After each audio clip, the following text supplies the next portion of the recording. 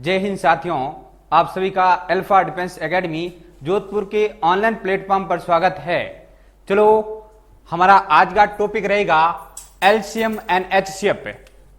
Start करते हैं LCM and HCF.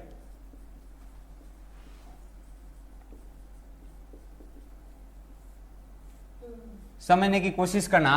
सबसे पहले हम बात करेंगे एलसीएम के बारे में। एलसीएम क्या है? तो एलसीएम की फुल फॉर्म की बात करते हैं तो एलसीएम की फुल फॉर्म होती है लीस्ट कॉमन मल्टीपल। सबसे पहले एलसीएम का बेसिक हम समझेंगे। बेसिक पढ़ने के बाद हम बात करेंगे एलसीएम से संबंधित किस किस प्रकार के क्वेश्चन हमसे पूछे जा सकते हैं। तो समझना एलसीएम का बेसिक। सबसे पहले एलसीएम की फुल फॉर्म होती है लीस्ट कॉमन मल्टीपल। इसमें सबसे पहले हम बात करेंगे मल्टीपल के बारे में। मल्टीपल क्या है? मल्टीपल जिसे हिंदी में बोलते हैं गुणज। चलो समझते हैं सबसे पहले गुणज के बारे में। गुणज क्या है हम अभी समझने जा रहे हैं। हम समझने की कोशिश कर रहे हैं कि एलसीएम है क्या। एलसीएम को समझने की कोशिश कर रहे हैं और इसमें सबसे पहला वर्ड ले रहे हैं हम काम है मल्टीपल गुणज। गुणज को समझेंगे। जैसे कोई संख्या है 2, तो 2 के गुणज कौन कौन से हो सकते हैं? 2 को किसी अन्य संख्या के साथ गुणा करने से जो संख्या प्राप्त होती है उन्हें हम 2 के गुणज कहते हैं। जैसे 2 का गुणा 1 के साथ करते हैं 2 प्राप्त होता है, तो 2 क्या है? 2 का गुणज है। 2 के साथ गुणा करने से 4 प्राप्त होता है, तो 4 भी क्या है? 2 का गुणज है। 2 का 3 के साथ गुणा करेंगे और 6 प्राप्त होगा, तो 2 का 6 भी क्या है? गुणज है। इसी प्रकार 2 का 8 भी क्या है? गुणज है। अगली बात समझ में? तो मैं कह सकता हूं गुणज क्या होता है? किसी संख्या का अन्य संख्या के साथ गुणा करने से जो संख्या प्राप्त होती है उन्हें हम क्या कहते हैं? उस संख्या का गुणज कहते हैं। तो समझने की कोशिश करना। सबसे पहले हम बात करेंगे 2 के गुणज की। तो 2 के गुणज कौन कौन से हो सकते हैं?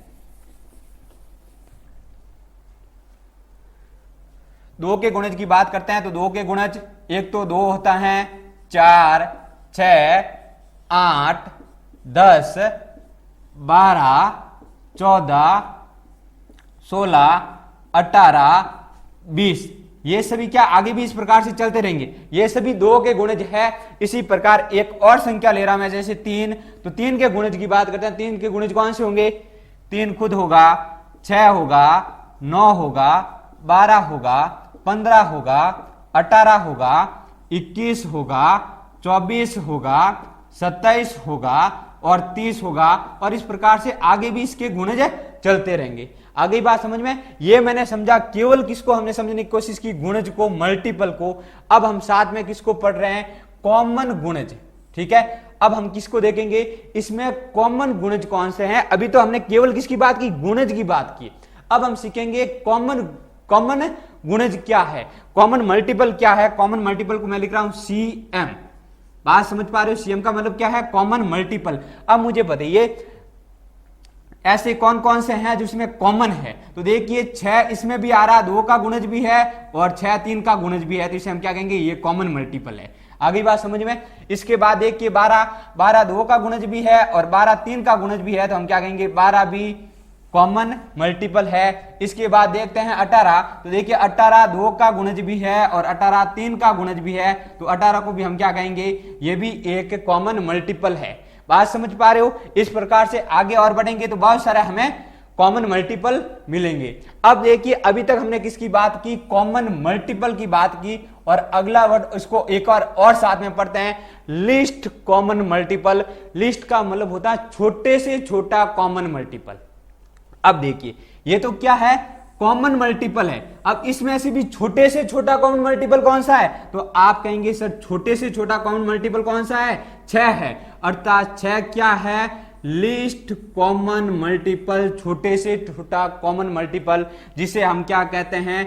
एलसीएम कहते हैं शॉर्ट में। बात समझ पा रहे हो? एलसीएम कौन सी संख्या होती है? यदि आपसे कोई भी किसी ने पूछे कि एलसीएम कौन सी संख्या होती है, तो आपका जवाब क्या होना चाहिए? एलसीएम एक कोई भी 2 संख्या है उनके गुणजों में सबसे छोटा कॉमन मल्टीपल होगा, उसे हम क्या कहते हैं?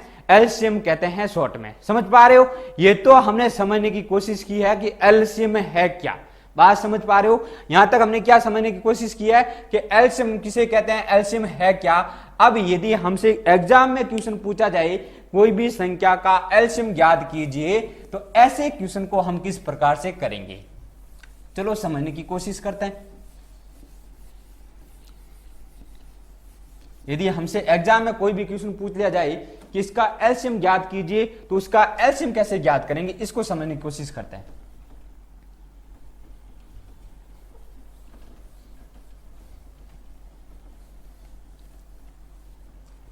देखिए, एलसीएम ज्ञात करने के ऐसे बहुत सारे तरीके हैं, बहुत सारे तरीके से, बहुत सारी विधियों से हम एलसीएम ज्ञात कर सकते हैं, परंतु मैं आपको दो विधि बताऊंगा एलसीएम ज्ञात करने की। एक तो मैं बताऊंगा भाग विधि, ठीक है, जिसका इस्तेमाल बचपन से आज तक हम करते आ रहे हैं, ठीक है। ये विधि हमें आनी चाहिए, परंतु इसका उपयोग हम नहीं कर सकते हैं, क्योंकि यदि हम एग्जाम में उपयोग करेंगे तो इस विधि से किसी भी संख्या का एलसीएम ज्ञात करेंगे तो टाइम ज्यादा लगता है। इसलिए मैं केवल ये आपको समझाने के लिए, ताकि आपको ये विधि आनी चाहिए, इसलिए मैं एक बार बता रहा हूं। उसके बाद हम बात करेंगे एलसीएम निकालने का ऐसा तरीका जिसकी सहायता से किसी भी क्वेश्चन का एलसीएम मात्र आधे मिनट में निकाल सकते हैं। चलो सबसे पहले भाग विधि क्या है इसकी बात करते हैं। जैसे कोई क्वेश्चन ले लेते हैं अपन, 20, 30 व 40 का एलसीएम क्या होगा। बात समझ पा रहे हो? हमें क्या निकालना है, इन संख्याओं का एलसीएम निकालना है, और किस विधि से निकालना है, भाग विधि से निकालना है। तो सबसे पहले हम क्या करेंगे, इनको इस प्रकार से लिखेंगे, 20, 30 व 40 को एक साथ लिखेंगे। आगे बात समझ में? सबसे पहले इन तीनों में सबसे छोटी अभाज्य संख्या का भाग देंगे। सबसे छोटी अभाज्य संख्या कौन सी होती है, 2, तो 2 का भाग देंगे। 2 का भाग इसमें कितनी बार जा रहा है, 10 बार, इसमें 15 बार और इसमें 20 बार। और 2 का भाग तब तक देंगे जब तक इन सभी संख्याओं में 2 का भाग कंप्लीट नहीं हो जाता है, जब तक किसी 2 का भाग नहीं चला जाता है, ठीक है। जैसे देखिए इसमें क्या है, 15 में तो 2 का भाग नहीं जा रहा, परंतु देखिए 10 और 20 में जा रहा है, इस कारण हम इसमें फिर से किसको भाग देंगे, 2 का भाग। तो ये कितना हो गया, 5। 15 में नहीं जा रहा तो 15 का 15 लिखेंगे, और ये 20 है, 20 का कितना हो गया, 10। बात समझ पा रहे हो? आगे बढ़ते हैं। 5 और 15 में 2 का भाग नहीं जाएगा, परंतु 10 में जाएगा, इसलिए 2 का भाग एक बार और देंगे। तो ये तो कितना हो गया, 5, ये हो गया 15, और इसमें कितना आ जाएगा हमारे पास, 5। आगे बात समझ में? अब आगे बढ़ते हैं। अब देखते हैं, न तो 5 में 2 का भाग जा रहा है, न 15 में 2 का भाग जा रहा है, और न 5 में जा रहा है। तो इन तीनों संख्या में 2 का भाग नहीं जा रहा है। जब ऐसी स्थिति हमारे सामने होती है, तो ऐसी कंडीशन में हम क्या करते हैं, अगली संख्या के बारे में सोचते हैं। और अगली अभाज्य संख्या कौन सी है, अगली अभाज्य संख्या हमारे पास 3 है। अब 3 के बारे में सोचते हैं, क्या 3 का भाग 5 में जाता है, नहीं जाता है। क्या 3 का भाग 15 में जाता है, बिल्कुल जाता है, इसलिए हम 3 का भाग इसमें देंगे। तो 5 का तो 5 में नहीं जा रहा, 5 रह जाएगा, 15 की जगह क्या आ जाएगा, 5 आ जाएगा, और 5 का 5 हो जाएगा। अब हमें एक ही संख्या दिख रही 5, तो किसका भाग देंगे, 5 का। और 3 के बाद अगली अभाज्य संख्या कौन सी है, 5 ही है। चलो कोशिश करते हैं। देखिए यहां गया 1 1 1। अब इन संख्याओं का गुणा करेंगे, तो इन संख्याओं का गुणनफल ही क्या कहलाएगा, हमारा एलसीएम कहलाता है। आगे बात समझ में? तो इन संख्याओं का गुणा, जैसे देखिए 2 इंटू 2 इंटू 2 इंटू 3 इंटू 5, समझने की कोशिश करना। 5 का गुणा 3 के साथ 15, 15 का गुणा 2 के साथ 30, 30 का गुणा 2 के साथ 60, और 60 का डबल कितना हो गया, 120। अर्थात हम कह सकते हैं हमारा एलसीएम कितना आ गया, 120।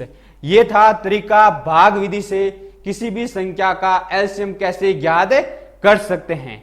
ये विधि आपको आनी चाहिए, इसलिए एक बार मैंने बता दी। परंतु हमसे एग्जाम में क्वेश्चन पूछा जाए किसी भी संख्या का एलसीएम ज्ञात कीजिए, तो आपको इस ट्रिक की सहायता से एलसीएम ज्ञात करना है। चलो समझने की कोशिश करते हैं ट्रिक क्या है। सबसे पहले इस क्वेश्चन को ही हम ट्रिक से करते हैं। देखिए क्वेश्चन क्या है, 20, 30 व 40 का एलसीएम ज्ञात कीजिए। इनमें से देखना कितनी संख्याएं हैं, 3 संख्या हैं। 3 संख्या में से बड़ी संख्या कौन सी है, इन तीनों संख्या में सबसे बड़ी संख्या कौन सी है? तो सबसे बड़ी संख्या हमारे पास 40 है। अब आपको चेक करना है क्या 20 के पहाड़े में 40 आता है क्या? बिल्कुल 20 का पहाड़ा 2 बार बोलेंगे तो 40 आएगा, तो इसको काटिए। मतलब जो बड़ी संख्या है वो किसी और की इसकी जैसे किसी भी संख्या के पहाड़े में आती है तो उस संख्या को कैंसिल करना है। बात समझ पा रहे हो? उसके बाद क्या है 30, क्या 30 के पहाड़े में 40 आता है क्या? 30 के पहाड़े में 40 नहीं आता है। अब हमारे पास दो संख्या बच गई, एक तो क्या है 30 है और दूसरी है हमारे पास 40 है। आ गई बात समझ में? इन दोनों में से कॉमन क्या आ रहा? तो इन दोनों में से कॉमन आ रहा है 10। 10 इसमें से भी कॉमन आएगा, इसमें से भी कॉमन आएगा, इसलिए हमने क्या कर दिया 10 को कॉमन ले लिया और पीछे क्या बच गया 3 और 4। यहां से पीछे 3 बच गया और यहां से पीछे 4 बच गया और इन सभी का गुणनफल ही क्या कहलाता है? एलसीएम कहलाता है। आगे बात समझ में? जो कॉमन आ रहा है उसको कॉमन लीजिए और पीछे जो अनुपात बच रहा है इस अनुपात और कॉमन के गुणनफल को हम क्या कहते हैं? एलसीएम कहते हैं। आगे बात समझ में? तो इसका एलसीएम क्या कहलाएगा? एलसीएम बराबर किसके होगा? 10 × 3 × 4 के, और इन सभी संख्याओं को आपस में गुणा करेंगे तो कितना आ जाएगा? 120। बात समझ पा रहे हो? तो ये एक शॉर्ट ट्रिक है जिसकी सहायता से हम किसी भी संख्या का एलसीएम ज्ञात कर सकते हैं। और ये तरीका ऐसा है जो हर क्वेश्चन एलसीएम का लगभग 50% क्वेश्चन में ये तरीका काम में आएगा। आगे बात समझ में? एलसीएम ज्ञात करने में नहीं, एलसीएम के क्वेश्चनों को हल करने में सबसे ज्यादा सहायक कोई जो विधि है, मेथड है, तो कौन सी है? ये तरीका है। इसलिए मैं इस तरीके से आपको एलसीएम ज्ञात करना बता रहा हूं। तो ध्यान से देखना है और सीखने की कोशिश करनी है। ऐसा नहीं कि हमें तो सर ये तरीका आता है तो हम इस तरीके से ही क्वेश्चन को करेंगे, इस तरीके से नहीं करेंगे। इस तरीके से आपको सीखना है, क्योंकि यदि आपने ये तरीका सीख लिया तो मेरा 100% दावा है कि आप एलसीएम चैप्टर है आपका, एलसीएम और एचसीएफ, इसको कंप्लीट कर लोगे। 100% मैं कहता हूं। ठीक है, चलो आगे बढ़ते हैं। इसको एक दो और एग्जाम्पल के माध्यम से समझने की कोशिश करते हैं। जैसे देखिए क्वेश्चन है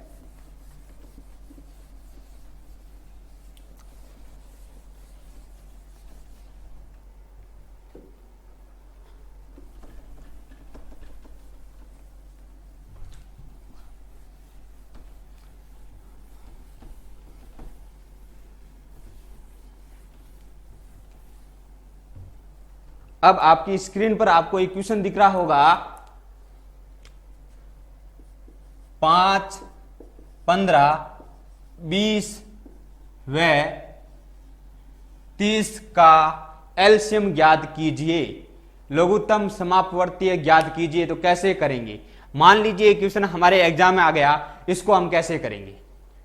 जब भी ऐसा क्वेश्चन आए तो सबसे पहला काम क्या है? चेक करना इनमें से सबसे बड़ी संख्या कौन सी है। तो सबसे बड़ी संख्या कौन सी है? 30 है। अब चेक कीजिए क्या 5 के पहाड़े में 30 आता है क्या? बिल्कुल आता है, 5 को कैंसिल कीजिए। 15 के पहाड़े में 30 आता है क्या? बिल्कुल आता है, कैंसिल कीजिए।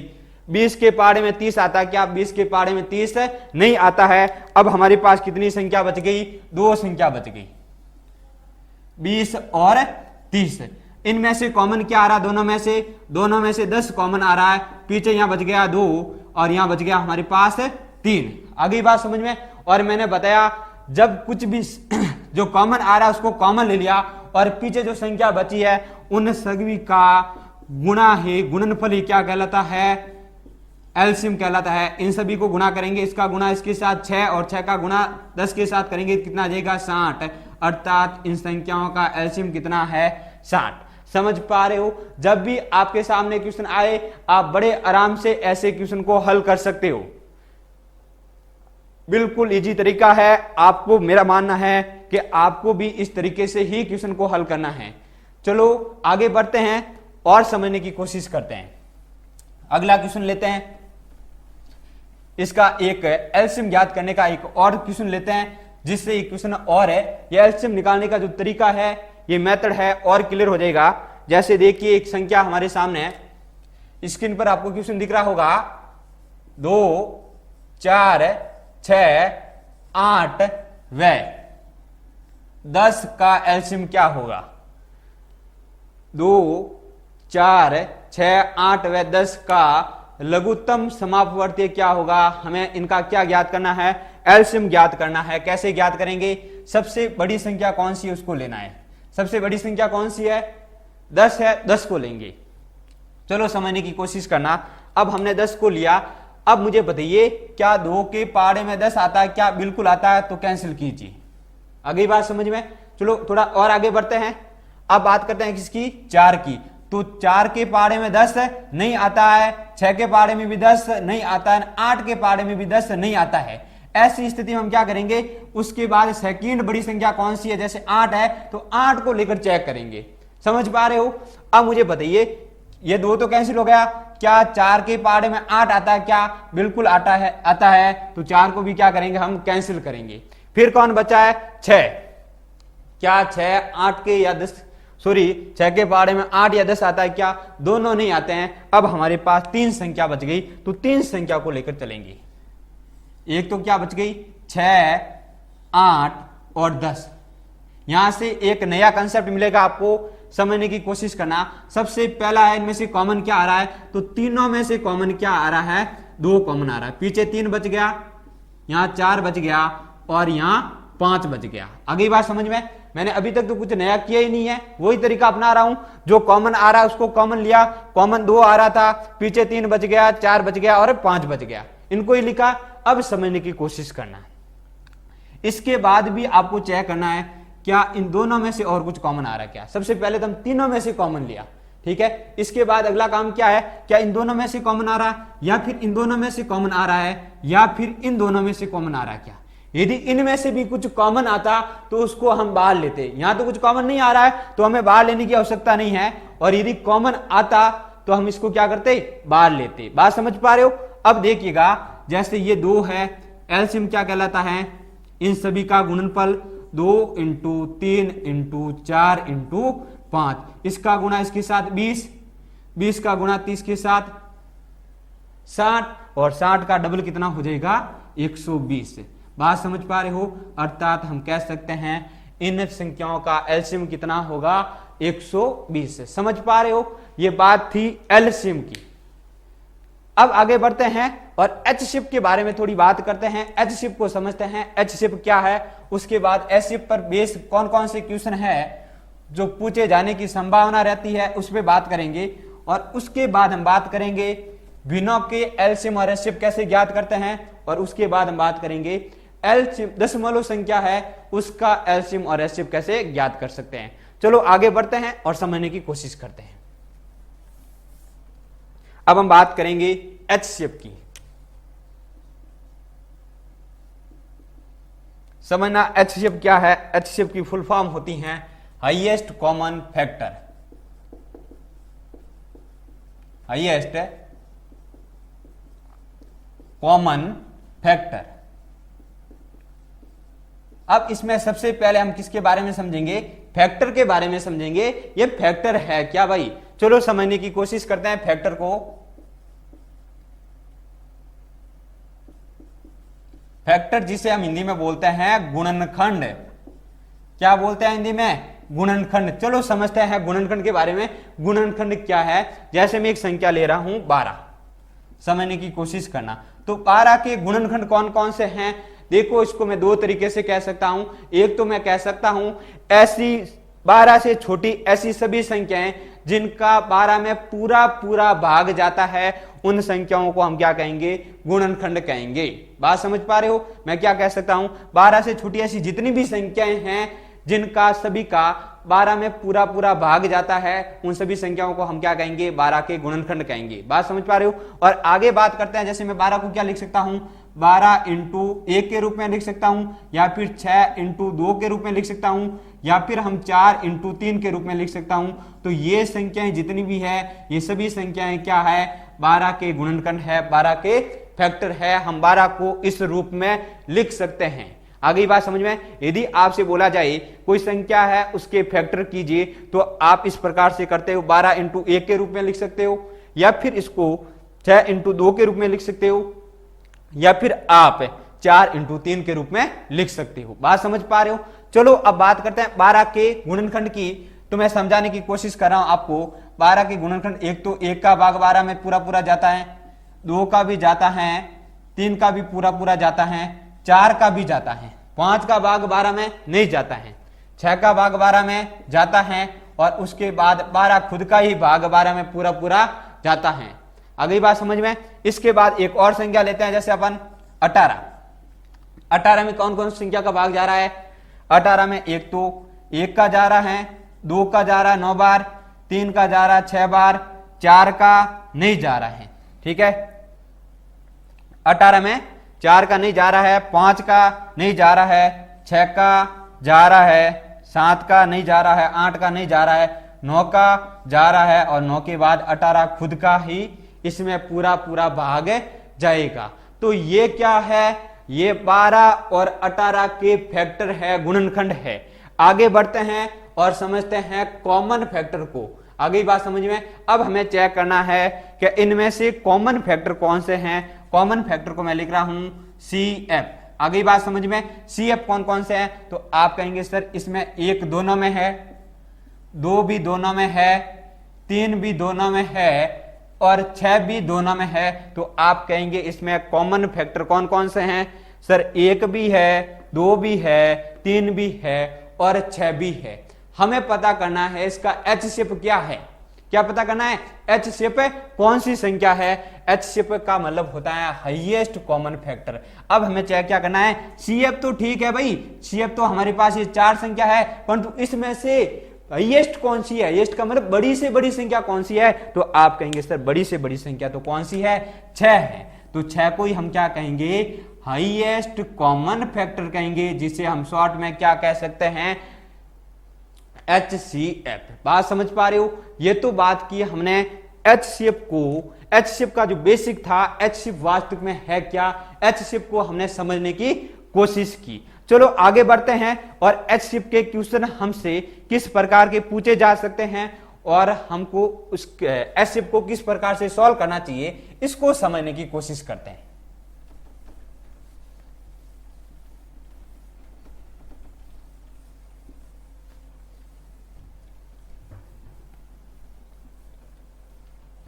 चलो, जैसे आपके सामने आपको स्क्रीन पर एक क्वेश्चन दिख रहा होगा, 24, 60, 84 और 108 का HCF ज्ञात कीजिए। क्वेश्चन क्या है?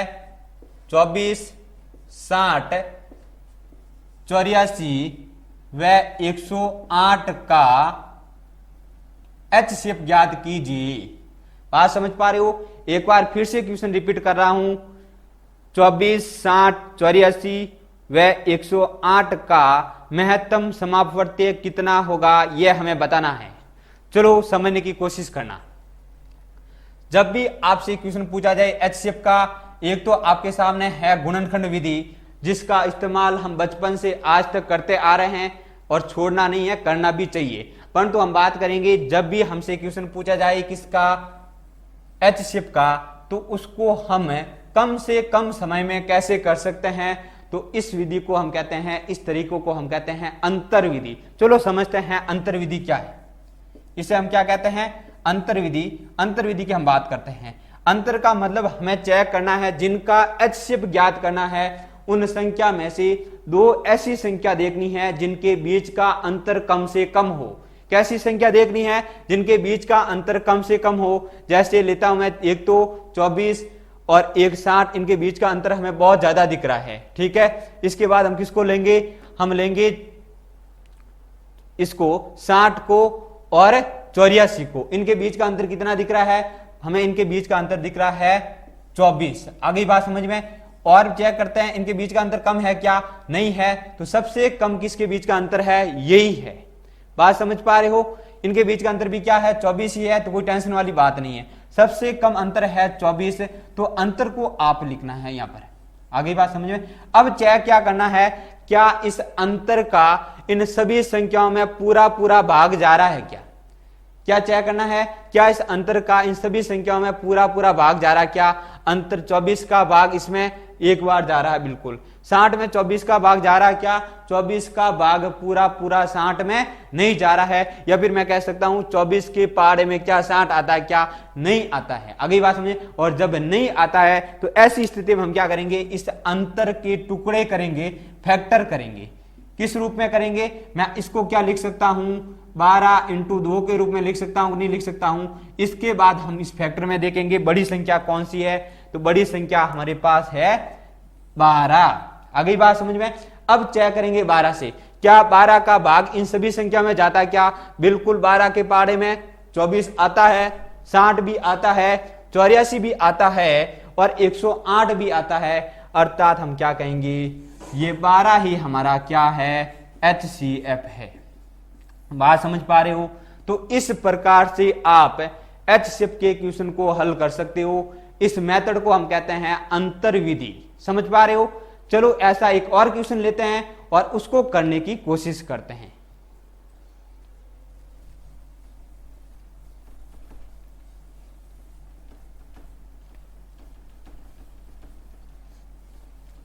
आपकी स्क्रीन पर एक क्वेश्चन आपको दिख रहा होगा, 12, 15, 27 व 90 का HCF क्या होगा। क्वेश्चन क्या है, 12, 15, 27 व 90 का HCF क्या होगा, महत्तम समापवर्ती है क्या होगा। चलो समझने की कोशिश करते हैं।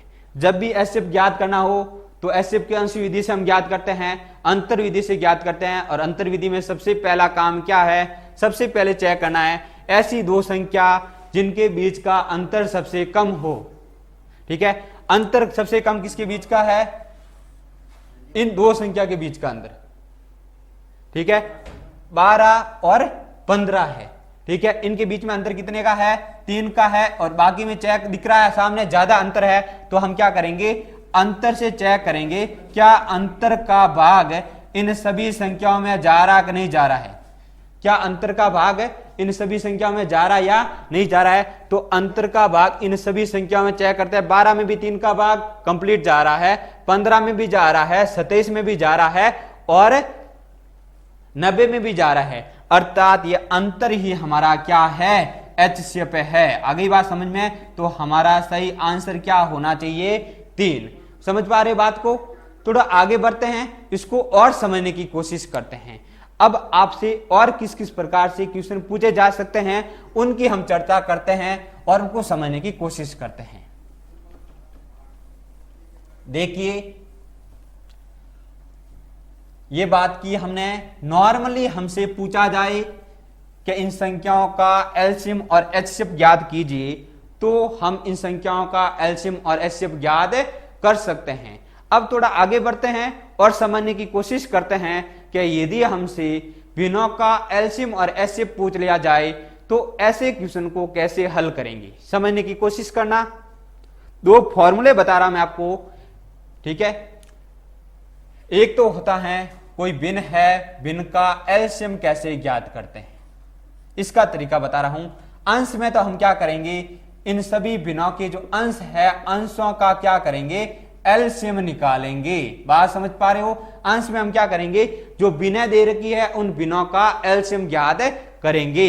और हर में हम क्या करेंगे, जो बिन है उन बिनों के हरों का HCF ज्ञात करेंगे। बात समझ पा रहे हो। यह है किसी भी बिन का एलसीएम कैसे ज्ञात करते हैं। और यहां फॉर्मूला लिख रहा हूं, किसी भी बिन का HCF कैसे ज्ञात करते हैं, समझने की कोशिश करना। इसमें क्या होगा, उल्टा होगा। उल्टा का मतलब अंश में तो क्या करेंगे, हम अंशों का HCF करेंगे और हर में हम क्या करेंगे, हरों का एलसीएम ज्ञात करेंगे। बात समझ पा रहे हो। चलो अब क्वेश्चन के माध्यम से इसको समझने की कोशिश करते हैं। आपके स्क्रीन पर आपको एक क्वेश्चन दिख रहा होगा, एक बिन है 2/3 और 4/9 और 5/6 का लघुत्तम समापवर्तीय क्या है, आपको बताना है। इस क्वेश्चन को हम कैसे करेंगे, ये बिन है हमारे सामने और इन बिनों का हमें क्या ज्ञात करना है, एलसीएम ज्ञात करना है। बात समझ पा रहे हो। तो ऐसे क्वेश्चन को हम किस प्रकार से हल करते हैं, इसको समझने की कोशिश करते हैं। सबसे पहले एलसीएम ज्ञात करना है और एलसीएम का फॉर्मूला क्या होता है, एलसीएम बराबर होता है अंशों का एलसीएम बटा हरों का HCF। अर्थात ये बिन है, इसमें जो अंश है 2, 4 और 5, इनका तो हमें क्या ज्ञात करना पड़ेगा, एलसीएम ज्ञात करना पड़ेगा। और हर है जैसे 3, 9 और 6, इनका हमें क्या ज्ञात करना पड़ेगा, एचसीएफ ज्ञात करना पड़ेगा। चलो कोशिश करते हैं। सबसे पहले 2, 4 व 5 का क्या ज्ञात करेंगे, एलसीएम ज्ञात करेंगे। आगे बात समझ में। और इसका एलसीएम ज्ञात कैसे करते हैं, सबसे बड़ी संख्या लेते हैं। सबसे बड़ी संख्या कौन सी है, 5। अब 2 के पहाड़े में 5 नहीं आता, 4 के पहाड़े में 5 नहीं आता है, तो उससे ठीक छोटी संख्या लेते हैं। कौन सी है, 4।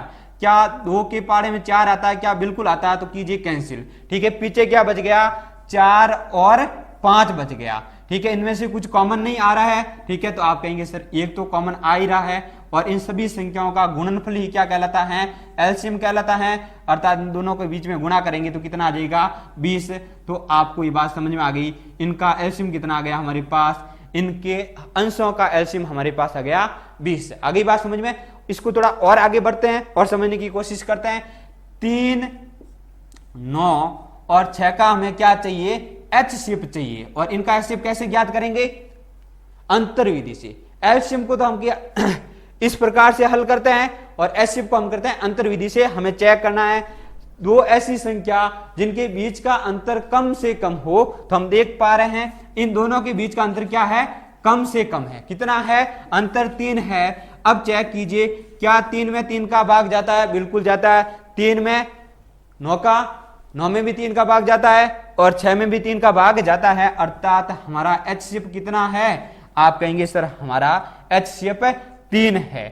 और अभी हमने क्या पढ़ा, ऊपर मैंने आपको फॉर्मूला बताया था, फॉर्मूले में अभी मैंने समझाने की कोशिश की है कि एलसीएम किसके बराबर होता है, भिन्नों का एलसीएम। एलसीएम बराबर होता है अंशों का एलसीएम।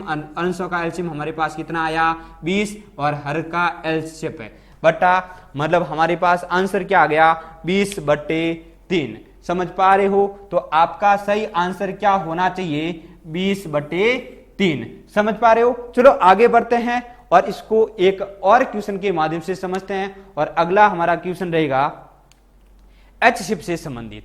बिनों का एचसीएफ कैसे ज्ञात कर सकते हैं, इसको समझने की कोशिश करते हैं। तो क्वेश्चन आपकी स्क्रीन पर आपको दिख रहा होगा। जैसे क्वेश्चन है हमारे सामने, आपको करने की कोशिश करनी है 2/3, 4/5 तथा 6/7 का हमें क्या निकालना है, एचसीएफ निकालना है। और ये क्या है, भिन्न है। और भिन्न का एलसीएम कैसे निकालते हैं, ये मैंने आपको बताया था। इसका फॉर्मूला क्या होता है, अंशों का तो हम क्या निकालते हैं, एचसीएफ निकालते हैं, और हरों का हम एलसीएम निकालते हैं। चलो समझने की कोशिश करना।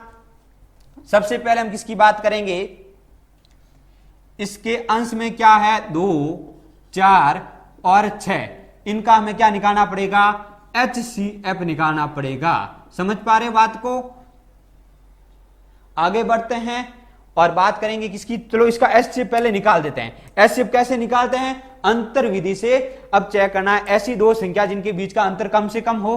तो यहां पर भी कितना है, 2 है, यहां पर भी 2 है। तो हम कहेंगे अंतर तो हमारे पास कितना है, 2 का है। क्या 2 का भाग 2 में पूरा पूरा, 2 का भाग 4 में भी, और 6 में पूरा पूरा जा रहा है। अर्थात हमारा एचसीएफ कितना आ गया, तो हमारे पास एचसीएफ तो आ गया 2। आगे बात समझ में। अब बात करते हैं अंशों का क्या निकालना है, एलसीएम निकालना है। अंशों का एलसीएम क्या होगा, इसको समझने की कोशिश करते हैं। चलो देखिए क्वेश्चन में क्या है, 3, 5 और 7 है क्या हर में, और इनका हमें क्या निकालना है, एलसीएम निकालना है। और एलसीएम कैसे निकालते हैं, चेक करते हैं इनमें से कॉमन क्या आ रहा है तीनों में से। पहले तो बड़ी संख्या चेक करते हैं, 7 है, 7 से न तो 3 कट रहा है, न 5 कट रहा है। इनके पारे में नहीं, 5 के पारे में कोई नहीं आने वाला। अब तीनों संख्या में से हम क्या लेंगे, कॉमन। और कॉमन भी कुछ नहीं आ रहा है, कॉमन भी कुछ नहीं आ रहा है। तो ऐसी स्थिति में हम क्या कहेंगे, इनके बीच में कॉमन क्या आ रहा है, 1 आ रहा, 3, 5 और 7 है। आगे बात समझ में। और इन सभी संख्याओं को गुणा करेंगे, कीजिए गुणा। 7 का गुणा 5 के साथ कितना हो गया,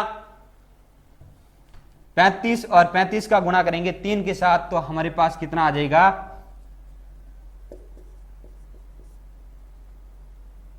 105।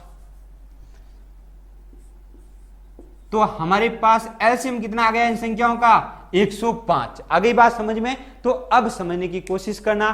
फॉर्मूला क्या होता है बिनों के एचसीएफ का? एचसीएफ बराबर होता है किसके? अंशों का एचसीएफ। अंशों का एचसीएफ कितना आ गया 2 और बट्टा में हरों का एलसीएम, और हरों का एलसीएम कितना हमारे पास 105। बात समझ पा रहे हो? तो टोटल हमारे पास आंसर कितना आ गया इसका 2/105। बात समझ पा रहे हो? समझने की कोशिश करना। इसको और आगे बढ़ते हैं और आगे समझने की कोशिश करते हैं।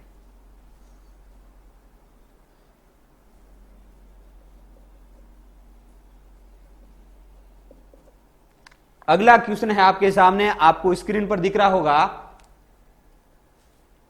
भिन्न है 3/4, 9/10 और 15/16 के व्युत्क्रमों का महत्तम समापवर्तीय कितना है आपको बताना है।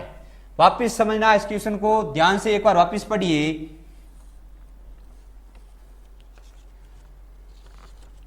इनमें हमें क्या दे रखा है 3/4, 9/10 और 15/16 और इसके भी किसका पूछा है? व्युत्क्रमों का। व्युत्क्रमों का क्या पूछा है? एलसीएम पूछा है। अब कुछ को दिक्कत आ रही है, कैसरी व्युत्क्रम कहां से लेकर गया? यह हमारे जीवन में दुख उत्पन्न करेगा, परंतु आप हम पर विश्वास रखिए, इस व्युत्क्रम को हम दुख उत्पन्न नहीं करने देंगे और समझने की कोशिश करेंगे। व्युत्क्रम का मतलब क्या होता है? उल्टा होता है। मतलब उल्टा भिन्न में क्या होगा? अंश हर की जगह और हर अंश की जगह। तो सबसे पहले तो हम किसको समझेंगे? इसके व्युत्क्रम को पढ़ेंगे। यहां तक इसको समझने की कोशिश करेंगे। इन संख्याओं का व्युत्क्रम करेंगे, तो इन भिन्नों का व्युत्क्रम करेंगे तो इसका व्युत्क्रम कितना हो गया 4/3। इसका कितना हो गया 10/9 और इसका हो गया 16/15 और इसकी व्युत्क्रम हो गया ये। और व्युत्क्रम का हमें क्या निकालना है? एलसीएम निकालना है। अब तो आप आराम से निकाल सकते हो, कुछ नहीं है, क्वेश्चन बिल्कुल सिंपल हो गया। हाँ, पहले थोड़ा भाषा में क्वेश्चन को बांधा था और यही खेल रहता है एग्जामिनर का, ये क्वेश्चन को क्या करेगा भाषा में बांधने की कोशिश करेगा। और हम यही कोशिश कर रहे हैं आपके साथ कि आपको भाषा जो है समझ में आ सके क्लियर। सबसे पहला काम क्या किया इसने? इसके व्युत्क्रमों का पूछा, तो सबसे पहले इसके व्युत्क्रम हम लिखेंगे और इसके व्युत्क्रम को हमने जैसे ही लिखा, अब इसका हमें क्या निकालना है? एलसीएम निकालना है। अब तो हमारे सामने सीधा फॉर्मूला है, क्या करेंगे? अंशों का एलसीएम ज्ञात करेंगे। 4, 10 और 16 इनमें से हमें क्या ज्ञात करना है? इनका एलसीएम ज्ञात करना है। क्या करना है? एलसीएम ज्ञात कीजिए। बड़ी संख्या कौन सी? बड़ी संख्या है 16। क्या 4 के पहाड़े में 16 आता है? कैंसिल। ठीक है, 10 के पहाड़े में 16 नहीं आता है, तो कौन संख्या बच गई? 2 संख्या बच गई, एक तो 10 और 16। कॉमन क्या आ रहा है? 2 कॉमन आ रहा है, पीछे 5 बच गया और 8 बच गया। और कुछ कॉमन आ रहा है क्या? और कुछ भी कॉमन नहीं आ रहा है। और जब कॉमन नहीं आता तो इनके गुणनफल ही क्या कहलाता है? एलसीएम कहलाता है। तो इसका एलसीएम कितना हो गया हमारे पास? इसका गुणा इसके साथ कितना 40, 40 का डबल 80। तो इनका एलसीएम तो हमारे पास कितना आ गया? 80 आ गया। अगली बात समझ में? इनका एलसीएम तो हमारे पास आ गया 80 आ गया। और आगे बढ़ते हैं और समझने की कोशिश करते हैं। ये तो हो गया एलसीएम। अब क्या करेंगे हम? हरों का एचसीएफ करेंगे। और हर में क्या है? और 3, 9 और 15। इसका हमें क्या ज्ञात करना है? एचसीएफ ज्ञात करना है। एचसीएफ कैसे ज्ञात करेंगे? एचसीएफ में हम क्या काम में लेते हैं? अंतर विधि को काम में लेते हैं। क्या यहां लीजिए आप, अंतर विधि को काम है। इनके बीच का अंतर कितने का है? इनके बीच में अंतर है 6 का। और इनके बीच में अंतर कितने का? इनके बीच में भी अंतर 6 का है। तो अब इनमें से क्या करेंगे? अंतर से चय करेंगे। क्या अंतर का भाग इन सभी संख्या में पूरा पूरा जा रहा है क्या?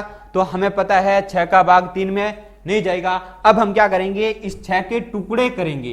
क्या मैं 6 को 3 × 2 के रूप में नहीं लिख सकता हूं? क्या हम इसको 3 × 2 के रूप में नहीं लिख सकते हैं 6 को? और 6 को 3 × 2 के रूप में लिखा। इनमें से बड़ा टुकड़ा कौन सा है? 3 है। अब 3 से चय करेंगे। क्या 3 का भाग 3 में जा रहा है, 9 में भी जा रहा है, 15 में भी जा रहा है, अर्थात हमारा HCF कितना है, तो आप कहेंगे 3 है। अब मुझे बताइए, अब तो कोई दिक्कत ही नहीं होनी चाहिए, बिल्कुल सिंपल हो गया। इनका एलसीएम कितना हो जाएगा, एलसीएम होगा अंशों का एलसीएम, और अंशों का एलसीएम कितना आ गया हमारे पास 80, और हर का HCF और हर का HCF कितना आ गया 3, तो 80/3 हमारा क्या हो जाएगा, इस भिन्न का एलसीएम हो जाएगा। अगली बात समझ में, तो हमारा सही आंसर क्या है 80/3।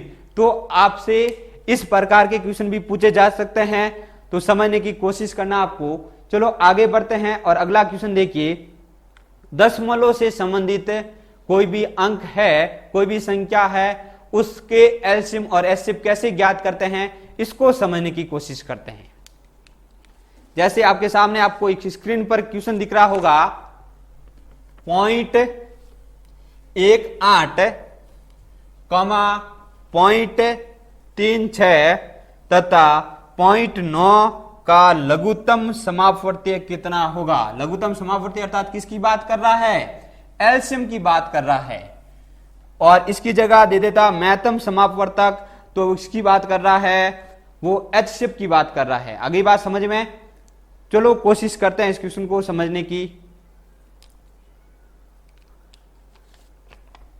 जैसे क्वेश्चन है 1.08.36 और 0.9। अब इन संख्याओं का हमें क्या ज्ञात करना है, लघुत्तम समापवर्ती ज्ञात करना है, एलसीएम ज्ञात करना है। बात समझ पा रहे हो, एलसीएम कैसे ज्ञात करते हैं, इसको समझने की कोशिश करते हैं। सबसे पहला काम रहेगा इसके पॉइंट को हटाना। जैसे इसके पॉइंट को हटाएंगे, नीचे कितना आ गया 2 0, इसके पॉइंट को हटाएंगे, नीचे कितना आ गया 2 0, और इसके पॉइंट को हटाएंगे, नीचे आ गया 1 0। और जब भी आपके सामने दशमलव वाला, डेसिमल वाली संख्या आ जाए और उनका आपसे क्या पूछा जाए, एलसीएम या एचसीएफ पूछा जाए, तो ऐसी स्थिति में हमेशा एक बात ध्यान रखनी है। वो बात क्या है, समझने की कोशिश करना। हमेशा उनका हर समान होना चाहिए। हर क्या होना चाहिए, समान। जैसे इसका हर क्या है 100 है, इसका हर 100 है, इसका हर क्या है 10 है, तो इसके हर को हम समान बनाएंगे। समान बनाने के लिए क्या करना पड़ेगा, ऊपर नीचे 10 से गुणा करना पड़ेगा, और जैसे ही हम ऊपर नीचे 10 से गुणा करेंगे तो 90/100 बन गया। ठीक है, अब हमारे पास ये क्या बन गया 108/100, ये 36/100 और ये 90/100। इनका अब हम आराम से क्या ज्ञात कर सकते हैं, एलसीएम ज्ञात कर सकते हैं। अगली बात समझ में, अधिकतर विद्यार्थी गलती क्या करते हैं, यहां पर 10 ही रखते हैं, और वो ही सबसे बड़ी हमारी भूल रहती है, और यहां से ही गलती होती है। जब भी आपके सामने पूछा जाए कि इन संख्याओं का डेसिमल है, दशमलव है, इनका एलसीएम ज्ञात कीजिए, तो पहला काम क्या है, इनके पॉइंट को हटाना, और पॉइंट को जैसे ही हटा दिया और हरों को क्या करना है, समान करना है, और हरों को समान कर दिया। अब यहां पर भी 100 है, यहां पर भी 100 है, यहां पर भी 100 है, इनका क्या ज्ञात करना है, एलसीएम ज्ञात करना, अर्थात हरों को क्या करेंगे हम, एचसीएफ ज्ञात करेंगे। और समान, जब संख्या समान होती है तो उनका एचसीएफ कौन सी संख्या होगी, वो संख्या ही होगी। चलो सबसे पहले तो बात करते हैं, ये संख्या है, अंश है, इनके अंश में है 108, 36 और 90। इनका हमें क्या ज्ञात करना पड़ेगा, एलसीएम ज्ञात करना पड़ेगा। इनका एलसीएम कैसे ज्ञात करेंगे, बड़ी संख्या को लेंगे। बड़ी संख्या कौन सी है, 108 सॉरी। अब आपको ये चेक करना है, क्या 108 है के पारे में इनमें से कोई आता है क्या, 36 सबसे छोटी संख्या है, क्या 36 के पारे में 108 आता है क्या, बिल्कुल आता है। तो 36 को हम क्या करेंगे, कैंसिल करेंगे। बात समझ पा रहे हो, ये लो 36 कैंसिल हो गया। 90 के पारे में 108 नहीं आता है, तब हमारे पास दो संख्या बच गई, 108 बच गई और एक 90 बच गई। अब आपको चेक करना इसमें से कुछ कॉमन आ रहा है क्या, तो दोनों में से 9 कॉमन आ रहा है। इसमें से भी मैंने 9 को कॉमन ले लिया, पीछे क्या बच गया 12, और यहां बच गया क्या 10। बात समझ पा रहे हो, आगे बढ़ते हैं और समझने की कोशिश करते हैं। दो इनमें से सब में से और कॉमन आ रहा, ये कितना हो गया 18, ये हो गया 6 और ये हो गया 5। आगे बात समझ में। अब और कुछ भी कॉमन नहीं आ रहा है तो इनका गुणनफल क्या कहलाएगा, एलसीएम कहलाएगा। एलसीएम बराबर कितना होगा, 18 गुणा 6 गुणा 5, इसका गुणा इसके साथ 30, और 30 मतलब 3 का गुणा 18 के साथ करेंगे तो 54, और पीछे एक जीरो लगा देंगे तो हमारे पास इन संख्याओं का एलसीएम कितना आ गया, इन संख्याओं का एलसीएम आ गया 540। आ गई बात समझ में। ऊपर वाली संख्या का तो क्या ज्ञात करना पड़ेगा, एलसीएम ज्ञात करना पड़ेगा, तो इनका एलसीएम हमारे पास 540 आ गया। और नीचे हर में क्या है, 100, 100 और 100। और अभी मैंने बताया कि भिन्न का जब भी एलसीएम ज्ञात करना होता है तो फॉर्मूला क्या कहता है, अंशों का एलसीएम ज्ञात कर लिया, हरों का एचसीएफ, और हर में 100, 100, 100 है तो ऐसी स्थिति में 100 ही क्या होगा, एचसीएफ होगा। बात समझ पा रहे हो। तो इनका एचसीएफ कितना हो गया, एचसीएफ हो गया हमारे पास 100। अब देखिए एचसीएफ कितना हो गया, 100 हो गया। अब समझने की कोशिश करना, अब तो कुछ करना ही नहीं है, सीधे फॉर्मूले वैल्यू पुट करनी। कीजिए वैल्यू पुट, 540 बट्टा में 100, 0 से 0 कैंसिल, और एक संख्या के बाद पॉइंट लग जाएगा। तो हमारा सही आंसर क्या है, हमारा इन संख्याओं का, ये दशमलव संख्याएं हैं, इन दशमलव संख्याओं का एलसीएम कितना होगा, 5.4। बात समझ पा रहे हो। तो इस प्रकार के क्वेश्चन हमसे एग्जाम में पूछे जा सकते हैं। तो मैंने आपको समझाने की कोशिश की है। आज हमने 4 टाइप के, मतलब टाइप नंबर 1 ही किया है, उसमें जितने भी क्वेश्चन बनने की संभावना रहती है उन क्वेश्चनों को करवाने की कोशिश की है। तो आज के लिए धन्यवाद। जय हिंद, जय भारत।